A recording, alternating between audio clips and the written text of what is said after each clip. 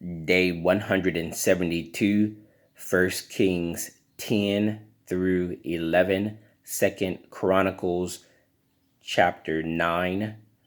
This is just the word, where we are reading chronologically through the Bible in a year. 1 Kings and 2 Chronicles parallel each other throughout those chapters, so you will hear the same account twice. This is day 172 of 365, starting with 1 Kings chapter 10, New King James Version. Now when the queen of Sheba heard of the fame of Solomon concerning the name of the Lord, she came to test him with hard questions. She came to Jerusalem with a very great retinue, with camels that bore spices, very much gold and precious stones.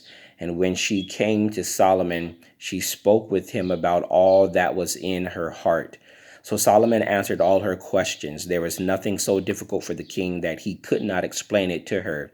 And when the queen of Sheba had seen all the wisdom of Solomon, the house that he had built, the food on his table, the sitting of his servants, the service of his waiters and their apparel, his cupbearers, his entryway by which he went up to the house of the Lord, there was no more spirit in her.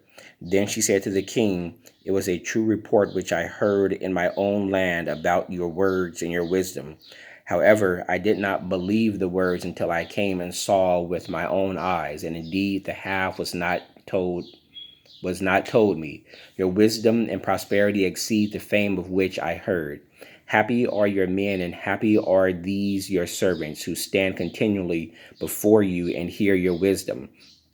Blessed be the Lord your God, who delighted in you, setting you on the throne of Israel, because the Lord has loved Israel forever. Therefore he made you king to do justice and righteousness." Then she gave the king 120 talents of gold, spices in great quantity, and precious stones. There never again came such abundance of spices as the queen of Sheba gave to King Solomon. Also the ships of Hiram, which brought gold from Ophir, brought great quantities of almug wood and precious stones from Oriph. And the king made steps of the almug wood for the house of the Lord and for the king's house, also harps and string instruments for singers. There never again came such almug wood, nor has the like been seen to this day. Now King Solomon gave the queen of Sheba all that she desired, whatever she asked, besides what Solomon had given her according to the royal generosity. So she turned and went to her own country, she and her servants.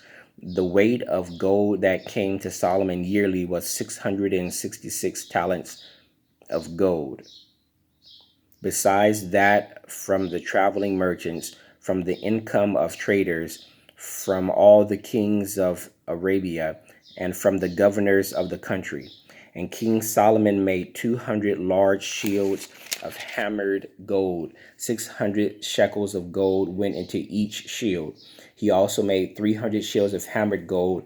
3 minas of gold with 3 minas of gold went into each shield. The king put them in the house of the forest of Lebanon. Moreover, the king made a great throne of ivory and overlaid it with pure gold. The throne had 6 steps, and the top of the throne was round about the back. There are armrests on either side of the place of the seat, and 2 lions stood beside the armrest. 12 lions stood there, one on each side of the 6 steps. Nothing like this had been made for any other kingdom. And King Solomon's drinking vessels were gold, and all the vessels of the house of the forest of Lebanon were pure gold. Not one was silver, for this was accounted as nothing in the days of Solomon. For the king had merchant ships at sea with the fleet of Hiram. Once every 3 years, the merchant ships came bringing gold, silver, ivory, apes, and monkeys. So King Solomon surpassed all the kings of the earth in riches and wisdom. Now all the earth sought the presence of Solomon to hear his wisdom, which God had put in his heart. Each man brought his present, articles of silver and gold, garments, armor, spices, horses, and mules, all a set rate year by year. And Solomon gathered chariots and horsemen. He had 1,400 chariots and 12,000 horsemen, whom he stationed in the chariot cities and with the king at Jerusalem. The king made silver as common in Jerusalem as stones, and he made cedar trees as abundant as the sycamores which are in the lowland. Also, Solomon had horses imported from Egypt and Caveh. The king's merchants bought them in Kiveh at the current price. Now, a chariot that was imported from Egypt cost 600 shekels of silver, and a horse 150. And thus, through their agents, they exported them to all the kings of Hittites and the kings of Syria. Chapter 11.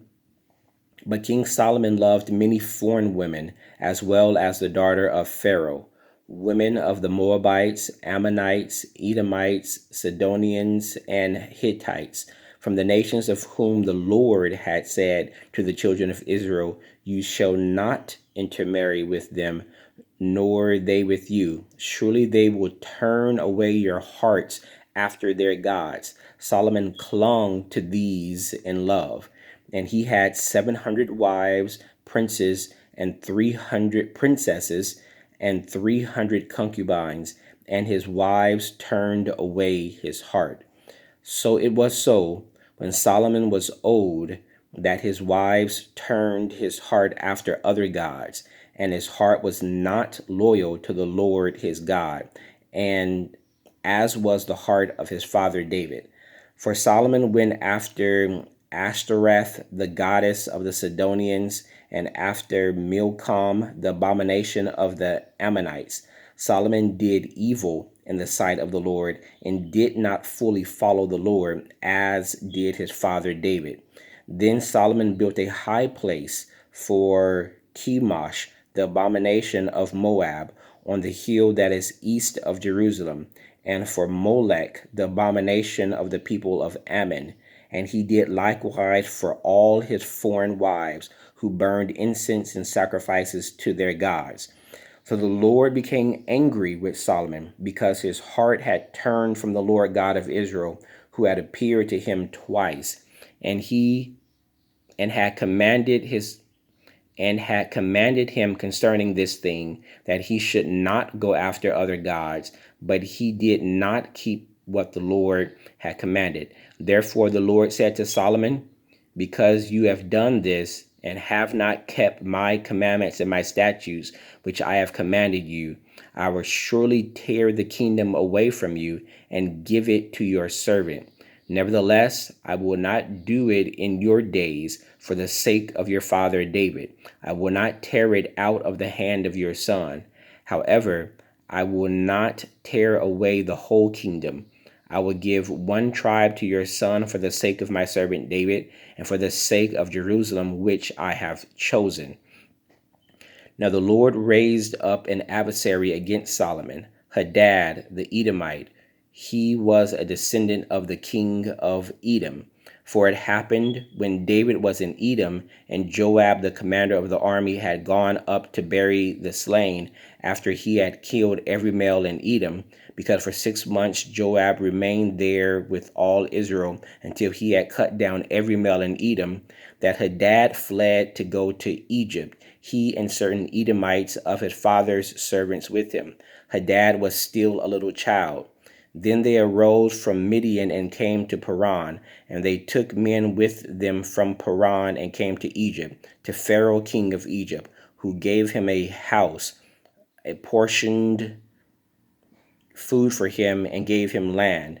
Hadad found great favor in the sight of Pharaoh, so that he gave him as wife the sister of his own wife, that is, the sister of Queen Tahpenes. Then the sister of Tahpenes bore him Genubath his son, whom Tahpenes weaned in Pharaoh's house. And Genubath was in Pharaoh's household among the sons of Pharaoh. So when Hadad heard in Egypt that David rested with his fathers, and that Joab, the commander of the army, was dead, Hadad said to Pharaoh, "Let me depart, that I may go to my own country." Then Pharaoh said to him, "But what have you lacked with me, that suddenly you seek to go to your own country?" So he answered, but do not nothing, but do let me go away." And God raised up another adversary against him, Rezon, the son of Elidab, who had fled from his lord Hadadezer, king of Zobah. So he gathered men to him and became captain over a band of raiders.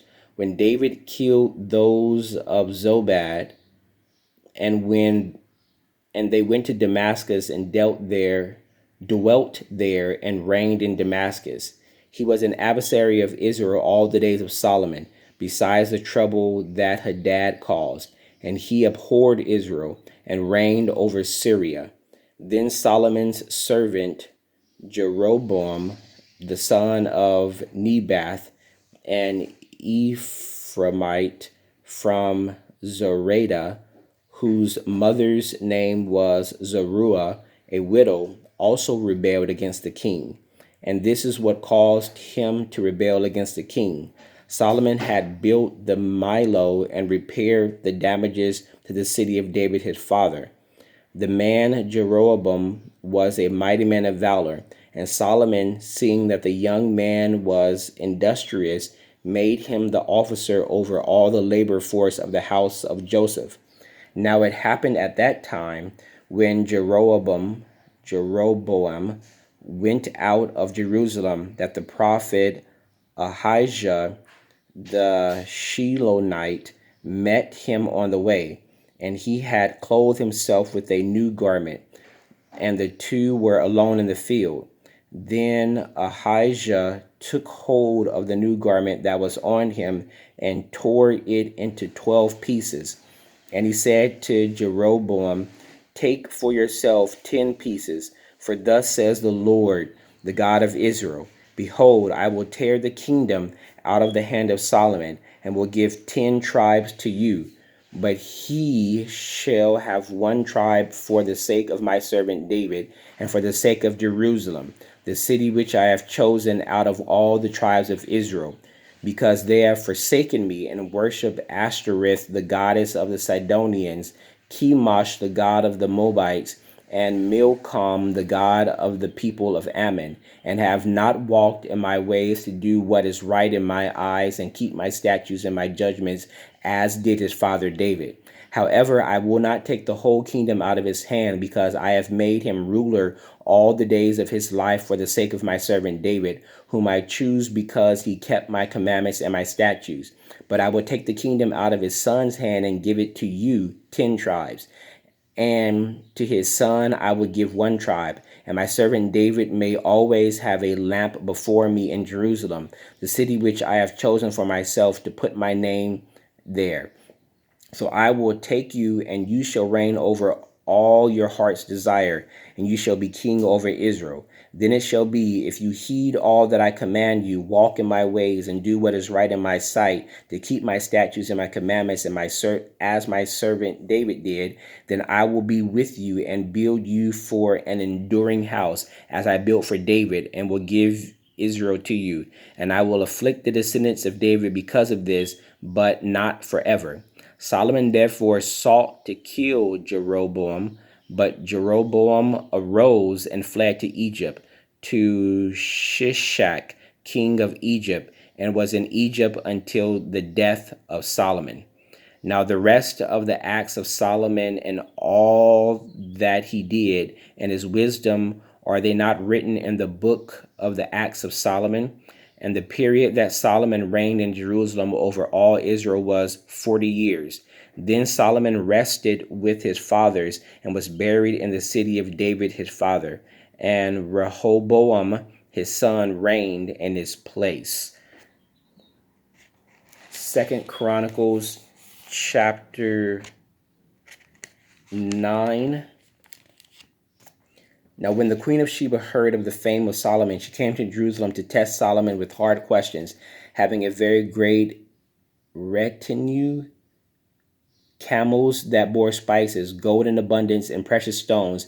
And when she came to Solomon, she spoke with him about all that was in her heart. So Solomon answered all her questions. There was nothing so difficult for Solomon that he could not explain it to her. And when the queen of Sheba had seen the wisdom of Solomon in the house that he had built, the food on his table, the sitting of his servants, the service of his waiters, and their apparel, his cupbearers and their apparel, and his entryway by which he went up to the house of the Lord, there was no more spirit in her.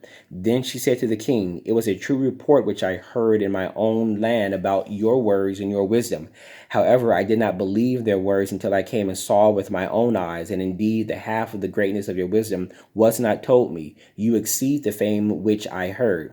Happy are your men, and happy are these your servants who stand continually before you and hear your wisdom. Blessed be the Lord your God, who delighted in you, setting you on his throne to be king for the Lord your God, because your God has loved Israel to establish them forever. Therefore he made you king over them to do justice and righteousness. She gave the king 120 talents of gold, spices in abundance, and precious stones. There never were any spices such as those the queen of Sheba gave to King Solomon. Also the servants of Hiram and the servants of Solomon who brought gold from Oriph brought algum wood and precious stones. And the king made walkways of algum wood for the house of the Lord and for the king's house, also harps and stringed instruments for stringers. And there were none such as these seen before in the land of Judah.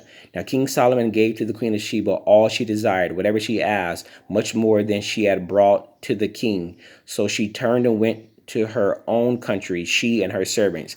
The weight of gold that came to Solomon yearly was 666 talents of gold, besides what the traveling merchants and traders brought. And all the kings of Arabia and governors of the country brought gold and silver to Solomon. And King Solomon made 200 large shields of hammered gold. 600 shekels of hammered gold went into each shield. He also made 300 shields of hammered gold. 300 shekels of gold went into each shield. The king put them in the house of the forest of Lebanon. Moreover, the king made a great throne of ivory overlaid with pure gold. The throne had 6 steps with a footstool of gold, which were fastened to the throne. There were armrests on either side of the place of the seat, and 2 lions stood beside the armrest.